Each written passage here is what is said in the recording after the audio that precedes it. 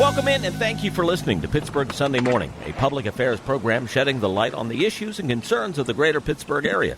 I'm your host, Johnny Hartwell. Today's subject is Construction Junction, a self-described large nonprofit warehouse supplying surplus construction materials and appliances at reduced prices. A subject given to me by the show's predecessor, the now retired Sean McDowell. And to be honest with you, I'd never heard of it. When I mentioned Construction Junction to my friends, their eyes lit up and they would explain, "You are going to love it."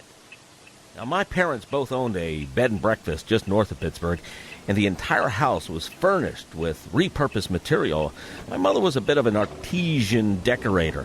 It's a bit of my personality as well, so I couldn't wait to see it. In a quarter of a mile, right turn onto North Lexington Street. Since Construction Junction was something I had to see, I thought it made more sense to take the show on the road. Next right. And in case you weren't familiar with Construction Junction either, it's located on North Lexington Street in Point Breeze. And they have a really cool website too, constructionjunction.org. So I was intrigued.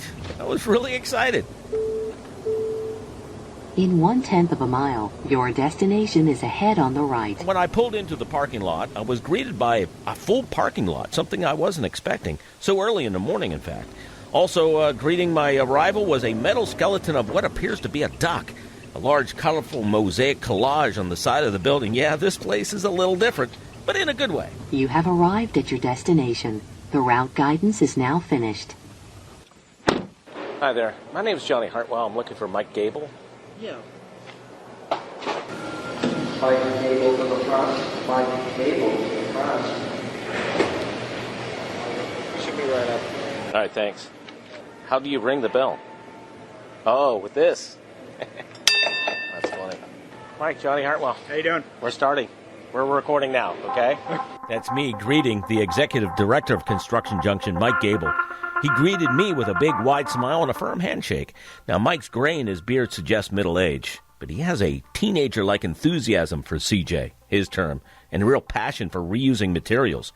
He wasn't shy about taking the microphone and telling us about his establishment and giving us a tour. I am the founding director of Construction Junction. I've been here for 20 years.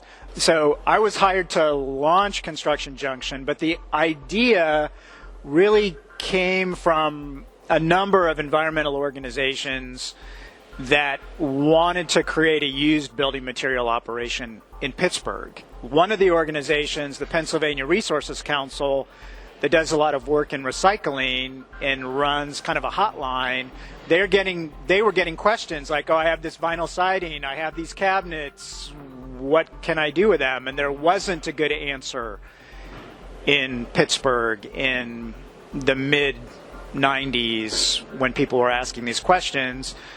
Pennsylvania Resources Council, Green Building Alliance, Conservation Consultants all got together and came up with the idea to launch Construction Junction in Pittsburgh. We opened our doors on November 12th, 1999, underneath the 62nd Street Bridge in Lawrenceville. And we were there for about 2.5 years before we moved to this location. So we've been in North Point Breeze in this warehouse since mid-2002. So we are open 7 days a week. During the weekdays, we're open from 9 to 6. Saturday, we're open 9 to 5. And Sunday, we're open 10 to 5. Let's go this way. So we have organized the facility, basically by departments. So if you're looking for kitchen cabinets, if you're looking for plumbing fixtures, they are at different places in the store. So right now we're in the kitchen cabinet section, countertop. So we have those by the kitchens. We also work with a lot of artists. So one of the things that we like to do is to put art up in the facility. So we like to put some visually interesting things in the store. I was amazed with the amount of material, light fixtures, rows of doors, stained glass windows, regular windows, porcelain sinks, toilets, doorknobs, you name it. Construction Junction probably has 20. So how do they collect all this material? So material gets here in one of three ways. So people drop it off at our loading dock. We have 2 fairly large box trucks that go out to job sites and go to people's homes to pick up material. So if you're doing a whole house renovation, or you're taking out your kitchen, or a contractor's got a bunch of leftover material at a job site, we will send our truck out to pick up your items at no charge. Because we're a nonprofit, you get a donation receipt. The third way that we get material is through a process that we call deconstruction.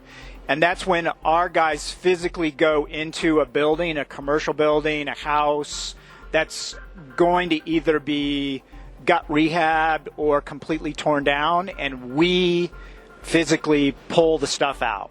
People that are interested in that would go to our website, go to the donation section of our website, and click on the term deconstruction, and it will tell you who to call, what kind of information you need to give us on the call.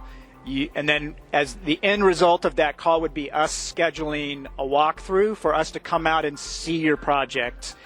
And then we develop an inventory list of all the things that we will pull out of your project, from doors and windows, trim, flooring, to potentially the entire structure of the building. So, and we're looking for more of what we would call full deconstruction projects. And we're really trying to move now in the direction of finding projects where we can dismantle an entire house so that we can maximize and bring in the greatest volume of material. You're listening to Pittsburgh Sunday Morning. I'm your host, Johnny Hartwell, talking to the executive director of Construction Junction in Point Breeze.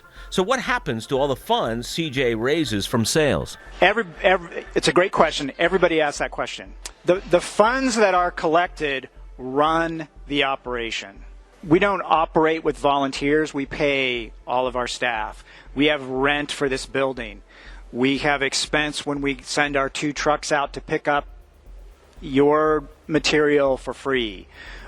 We have all of the expenses of running an operation. This is a 102,000 square foot building. Managing it, moving all of this material can't happen if we're not generating revenue from the sales of the material. So we are creating an alternative to the waste stream. It takes a lot of labor, it takes a lot of handling to get all this stuff and make it accessible to the public. And that takes a significant amount of financial resource to do that. So the money goes back into the operation, and supports our training programs with Goodwill, and supports some of the partnerships that we do with other job training organizations. But most of the revenue that we generate from this facility goes to actually running the facility. And it's a huge facility, and it's no surprise. They employ almost 30 people. I asked him to describe the average Construction Junction customer. Here's what Mike had to say. Wow.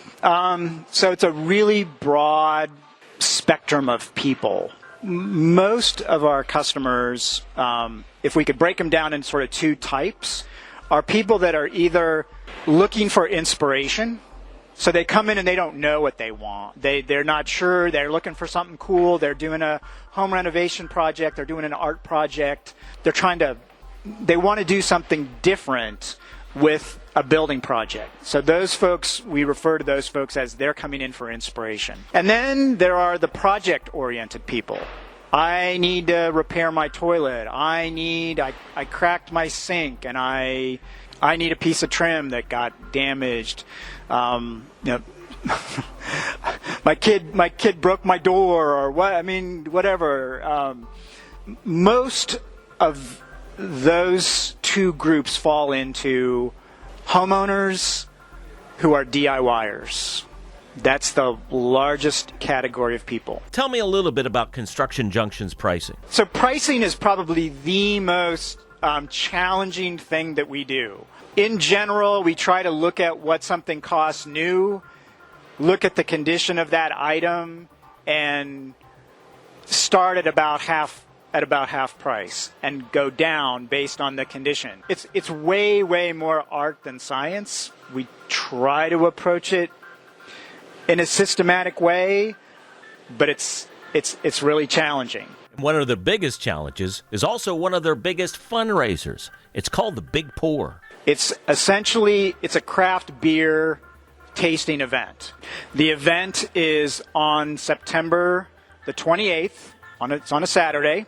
We have 2 sessions that people can buy tickets to. They can buy tickets from a session that goes from 1 o'clock in the afternoon until 4. And then there's a session that goes from 6 o'clock until 9. 50 plus craft breweries represented.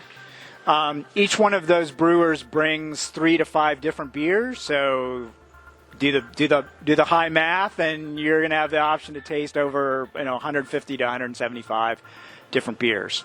We also have about between 20 and 25 food partners.